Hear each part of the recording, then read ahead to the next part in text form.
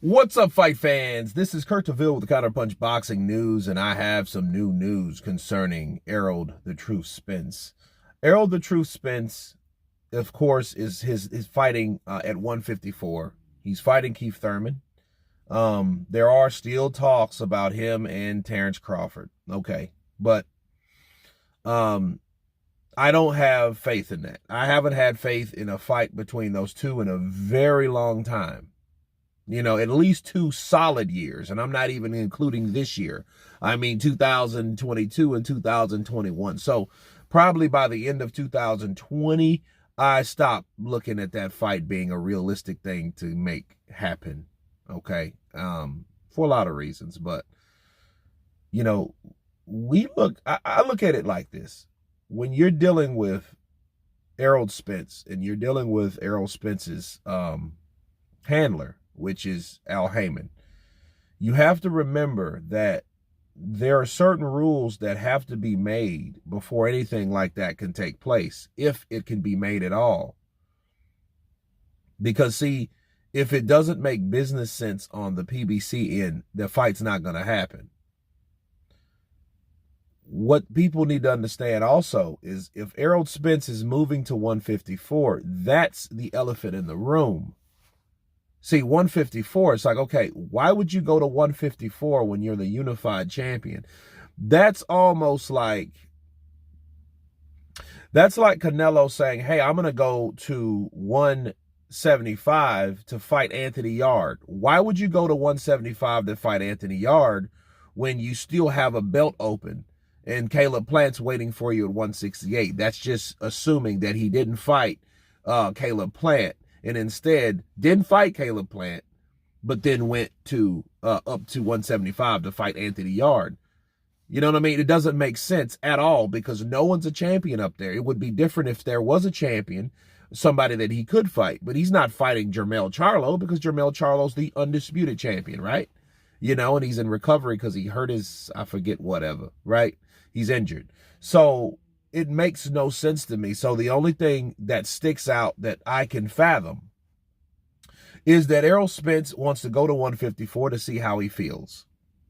And mark you, I think it's going to be a situation where that undisputed fight is going to be, if it happens, which I doubt, it's going to be at a catch weight. That's the only way that they can make that fight happen.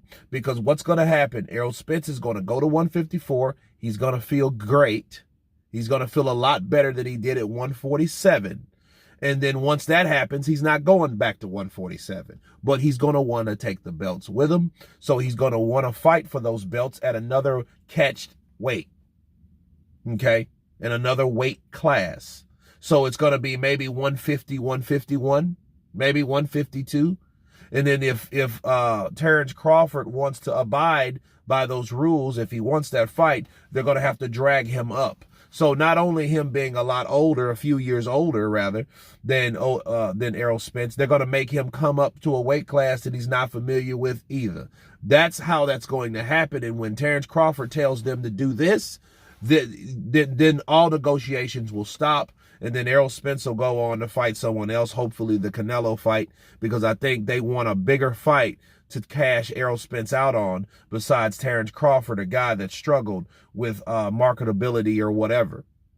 But he's never struggled with taking you out, and they know that. So I think that's what's going to happen in that situation because there's no reason for Errol Spence to move up in weight unless he has problems making 147. Okay, he has problems making that weight now, people. They've called Errol Spence a weight bully for a very long time, and he's getting a lot older. And remember, he's older than Canelo. Okay, think about it. Errol Spence will be 34 years old next month. Let's check. Think I'm lying? Errol Spence's age.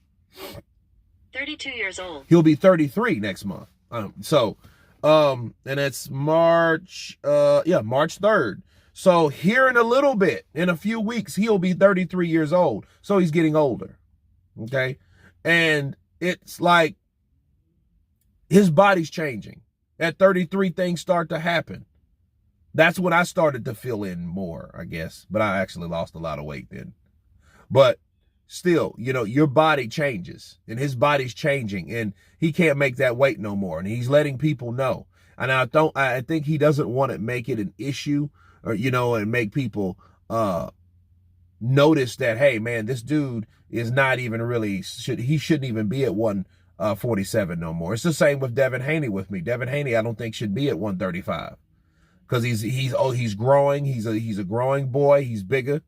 He's a young man rather. And he's a lot bigger. So, like the same thing for Errol Spence. But Errol Spence, I think, has been having problems with weight. You know, I think his biggest problem is making weight, but he's made weight. So, shout out to him. But that's what I feel about Errol Spence going to 154. He will fight Keith Thurman, you know, and I think it also, you know, kills two birds with one stone because it takes him away from the pressure of the Terrence Crawford showdown. Counterpunch. But anyway, you guys tell me what you think of Errol Spence going to 154. Please subscribe. And you guys been Counterpunch. Peace.